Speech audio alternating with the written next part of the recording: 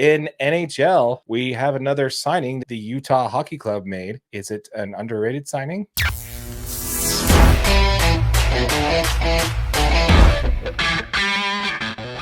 Before we start talking about your Utah Hockey Club, we want to talk about the newest channel we've launched here at DNA Sports Recap, which is Utah Hockey DNA. This is our channel specifically to your Utah Hockey Club. All the content that we post is going to be posted to this channel first. We're going to be posting the full videos about what we talk about Utah hockey on this channel. A lot of the stuff that we talk about when it comes to your Utah Hockey Club doesn't make the full cut. So if you want to see everything we talked about, make sure you jump on over to Utah Hockey DNA if you're watching this on our main channel. Link to that channel will be in the description below. If you are watching that on this channel, we deeply appreciate it. Make sure you like and subscribe, or we're giving away one of those sick new Utah Hockey Club jerseys. Absolutely. All right, let's go ahead and jump into it here. Let's talk about our Utah Hockey Club, shall we? Yes, let's do it.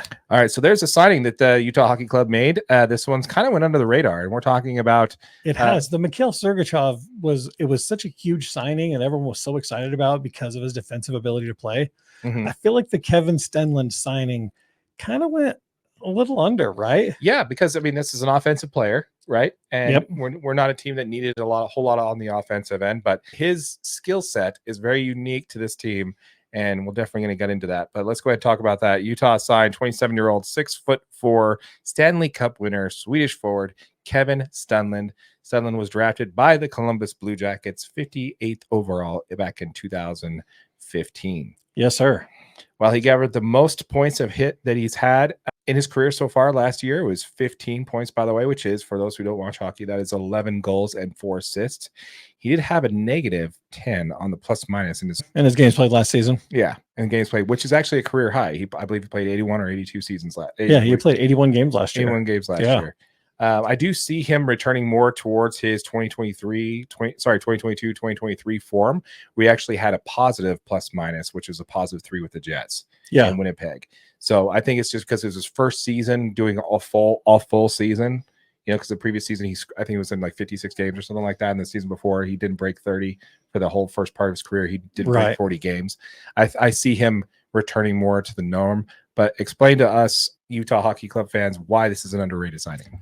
So, I mean, the big reason this signing is so huge is because of his penalty kill statistics, right? So before Florida signed him, previous to last season, they were 23rd overall in the NHL in their penalty kill statistics. Yeah, 76%. After they signed him and brought him on, he was this huge push towards penalty kill situations, and he moved them to 6th best in the NHL in penalty kill statistics. 82.5, by the way. This guy's super reliable in face-off circle winning. He wins 51.5% of his face-offs, which is really good to have him in there in some of those face-off situations.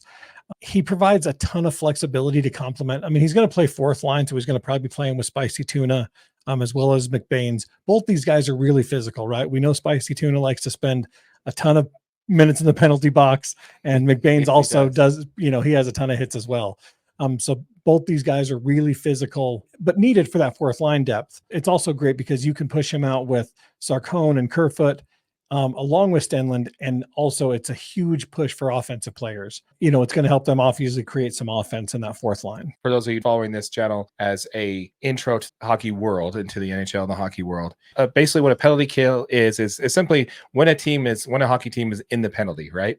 That means they have a person in a penalty box, which means they either have 1 or 2 people off the ice. So the other person has a strong advantage to score a goal, while the other team has 2 players off the ice. Basically means on 83% of the penalty situations, their opponent did not score a goal when he was on the floor. That's insane. So that is an insane stat. That tells you what difference making this particular signing is, because as we mentioned several times on this channel, we're not the only ones who think this.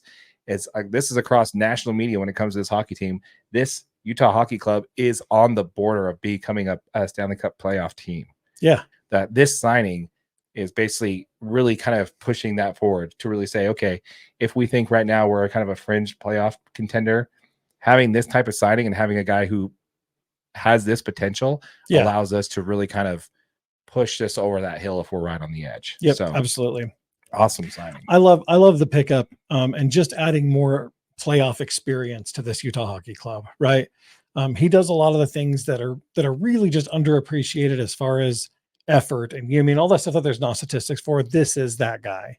So I don't know. I think it's going to be great to go out and see if he can, help this club get some wins and push him into maybe making a stand, and into making a playoff run. Another highlight, another plus on our guy there is that he actually had the highest shooting percentage of his career last year at 13.6%. Career high also on attempts. So a lot of times like, oh, big deal, maybe just didn't shoot as much. No, he was in double the amount of games he was in the previous season almost, but he had 143 attempts at the net last year. Taking a lot of shots. Which is almost a third increase over the previous year. So that is impressive that he increased his efficiency percentage. Yeah. So I think that's super awesome. Not to mention his unique skill sets. But yeah, so again, let us know in the comments down below, folks. Let us know what you think on this signing. Is this a sneaky signing underneath? We think it's a pretty big deal that we got this guy. Yep. It's a good signing. So we look forward to hearing from you guys in the comments down below.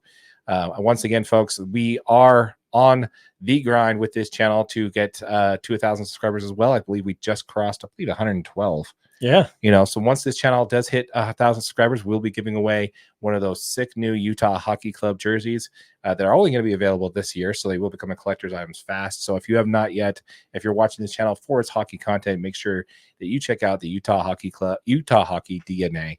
A link to that channel will be below if you're watching this on the main channel. If you are watching this on Utah Hockey DNA, we appreciate you watching it. Appreciate you finding this video. Make sure you like and subscribe to the channel. Yep. Do it. Make it happen. Yeah. And if you're watching on YouTube on one of the short videos, make sure you know this is available as a podcast, wherever you get your audio. Absolutely. With all that said, my name is Darren. That is AJ. And this has been the DNA Sports Recap. Till next time.